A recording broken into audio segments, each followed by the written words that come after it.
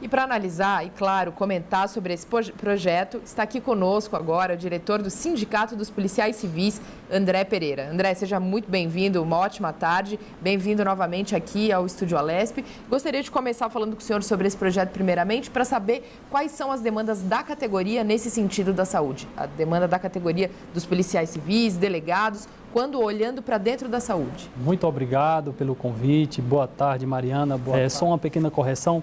Diretor da Associação dos Delegados de Polícia. Perfeito. Esse projeto é um projeto louvável desta casa, proposto pela deputada Adriana Borgo, e que pretende estabelecer essa prioridade relacionada aos profissionais da segurança pública quando feridos, por exemplo, em combate, no combate à criminalidade do dia a dia. Então, nós acreditamos que é um projeto importante para que possa tratar da saúde daqueles que cuidam da segurança do cidadão do Estado de São Paulo. Essa é a nossa posição e é um projeto que a Associação dos Delegados defende e que pretende vê-lo aprovado, se possível, em breve. Se existe um projeto, André, existe uma falha e vocês observam isso. Como é que está a questão da saúde hoje dessas pessoas? Importante o seu apontamento.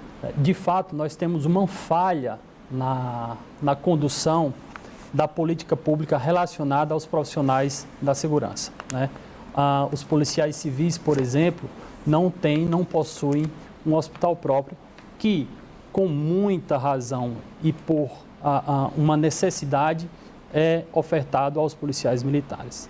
Os policiais civis, eles não têm esse atendimento específico e esse projeto vem, de certa forma, como um paliativo para situações como essa, Por exemplo, de policiais civis que estão cumprindo ali suas funções, cumprindo mandados de prisão, tirando criminosos das ruas, são feridos e precisam ser atendidos de imediato e, em razão disso, eles não têm essa prioridade, por exemplo, num hospital privado em que ele esteja ferido ali próximo. Então, é um projeto que a gente realmente acredita que vai trazer esse paliativo relacionado a situações como essa. Mas o ideal seria uma assistência ampla, uma política de saúde voltada aos policiais civis, para que a gente não pudesse ter que ter um projeto dessa natureza aí, de maneira a emendar situações como essas. Thales Maurício? Esse projeto de lei, se aprovado, ele deve beneficiar quantos policiais no estado de São Paulo? Olha, o número específico eu acredito que a gente precisa trabalhar um pouco, mas, a princípio, a Polícia Civil na ativa tem cerca de 20 mil policiais e com um déficit de 1/3 do efetivo que deveria ter. Isso é outro ponto importante que a gente precisa tratar, precisa solucionar no estado de São Paulo, mas em torno de policiais civis nós teríamos um número como esse. Doutor, antes de passar para o nosso colega Guga Mendonça, que também faz parte dessa nossa roda de debate sempre, primeiro eu gostaria da sua avaliação sobre a situação da segurança no governo do estado e agora com essa troca de mandato, a partir de 2023, com Tarcísio à frente, então, aqui do governo, quais são as perspectivas nesse sentido? Olha, importante a gente pontuar que a Polícia Civil, nos últimos anos, sobretudo, fazendo o recorte dos últimos 4 anos, passou por uma fase extremamente difícil relacionada a aspectos voltados ao material humano da corporação. Nós temos problemas crônicos na Polícia Civil decorrentes de políticas equivocadas e que hoje a gente visualiza a possibilidade de, mudando o grupo político que vai conduzir o Estado, nós tenhamos um respiro relacionado à falta de um olhar mais detalhado e sensível à Polícia Civil, que é a polícia que investiga, é a polícia que promove aí a prisão de inúmeros criminosos e que precisa ter realmente um olhar mais sensível, voltado aos seus profissionais. Agora, Guga, você tem questões, por favor, sinta-se à vontade. Gostaria de perguntar a questão da saúde mental desses profissionais, né? O apoio psicológico. A gente sabe que a jornada de trabalho é muito estressante, o salário não é tão bom, né, nos dias de hoje, e o profissional ele sofre pressão o tempo todo, principalmente os delegados, os agentes da segurança pública. Eu queria um raio-x do senhor nessa questão aí da saúde mental. Como anda a saúde mental dos policiais civis do estado de São Paulo? Olha, extremamente importante, e você pontuou muito bem, as causas de problemas que levam os policiais a terem a sua saúde mental aí afetada. Nós temos um déficit de policiais civis que ocasiona jornadas de trabalho excessivas. Nós temos baixas remunerações que fazem com que esses profissionais tenham dificuldades da manutenção de suas famílias. E, além disso, nós temos aí uma série de fatores que causam distúrbios e debilidades relacionadas à saúde mental aí desses policiais. Então, se nós tivéssemos que elencar aqui eixos principais que ocasionam problemas mentais, nós teríamos esses aí, a priori, já identificados. Baixas remunerações, escalas de trabalho excessivas decorrente do déficit de policiais, né? E tudo isso aí afeta sobremaneira a saúde desses profissionais. Mariana? Gostaria de debater novamente com o senhor um tema que a gente estava conversando logo antes aqui da nossa entrevista, que é justamente esse teto do subsídio, que a gente vem até comentando aqui semana passada, essa questão de debate de orçamento, debate de transição aqui dentro do Estúdio Alesp. Essa questão do teto do subsídio do governador tem ganhado um certo protagonismo aqui entre as nossas discussões. Mas eu gostaria que o senhor falasse sobre a importância e também a interferência desse subsídio dentro do salário dos delegados, por exemplo, para que quem...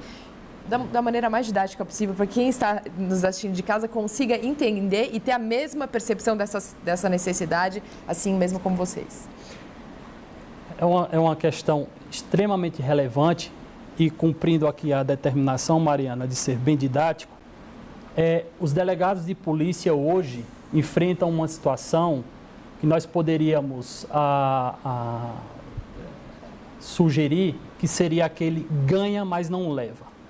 Os delegados de polícia hoje que chegaram ao último nível da sua carreira por terem cumprido diversas exigências no seu plano de carreira, eles chegam ao topo e eles deveriam receber remunerações, gratificações e, em razão do redutor salarial decorrente do subsídio do chefe do Poder Executivo, eles não recebem essas gratificações, esses direitos. Então, resumindo de uma maneira bem didática, é o famoso ganha, mas não leva.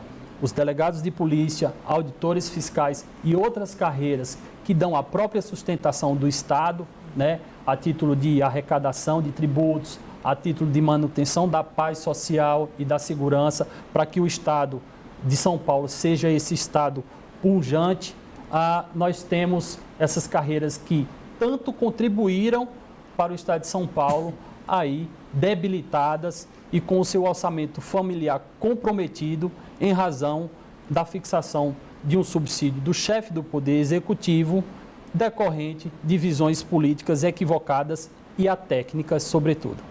Além desse projeto de lei que mencionamos aqui, André, que discutimos inclusive agora essa questão orçamentária, o que mais essa Casa Legislativa poderia ajudar os policiais?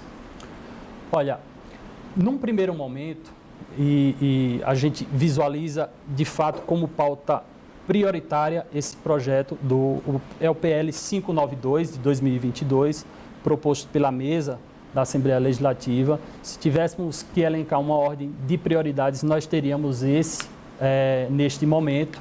E, além disso, projeto que depende do encaminhamento do chefe do Poder Executivo para esta casa, são projetos de reestruturação da própria Polícia Civil no aspecto humano.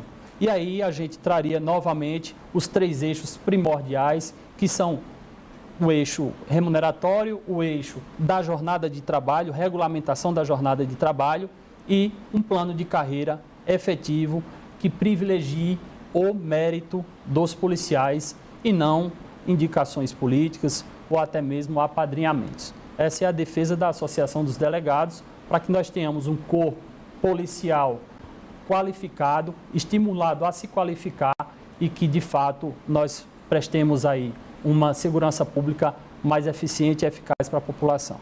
Thales Maurício. Para quem está em casa entender, como se dá a elaboração de um projeto de lei desta importância, né? Queria que o senhor falasse da participação das entidades civis, sindicatos, né? Como que isso acontece? Olha, para a Polícia Civil, projetos relacionados aos seus servidores, ele tem que partir do chefe do Poder Executivo ou governador, né? Por disposição constitucional, medidas que afetem esse corpo de servidores vinculados ao Poder Executivo do Estado, a iniciativa de lei tem que partir, sim, do seu governador. E esse projeto é encaminhado aqui para a Assembleia Legislativa, votado pelos deputados, aprovado e aí passa a valer como lei efetiva aí, que deve ser cumprida por todos os órgãos, enfim, e até pelo próprio Executivo. Mas sempre há sugestões, né, das entidades civis, dos sindicatos, na elaboração desse projeto de lei. Exato. A Associação dos Delegados do Estado de São Paulo já formulou dois projetos de leis, minutas, na verdade, para que a gente tenha a resolução desses problemas, né? Esses projetos eles já foram entregues na época da pré-campanha agora para o governo do Estado a todos os pré-candidatos, né? O atual governador também já está de posse desse material. Nós esperamos que essa discussão avance e que nós tenhamos ali os encaminhamentos feitos, como você bem pontuou, os encaminhamentos feitos pelas entidades de classe que conhecem o chão de fábrica, que conhecem as necessidades das instituições, sabem onde está o problema e podem apontar as soluções para resolver. Então, esse é o papel da Associação dos Delegados de Polícia hoje. Nós temos esses projetos, já encaminhamos e esperamos aí que nós tenhamos aí a efetividade desses projetos aí aprovados em breve. Nós conversamos com, então, André Pereira, ele que é diretor, não do sindicato, mas sim da Associação dos Policiais Civis. Dos Delegados de Polícia do Estado de São Paulo. Delegados, perfeito. Acertamos parte não acertamos. Muito bem, obrigada, viu, André? Portas abertas, foi um grande prazer.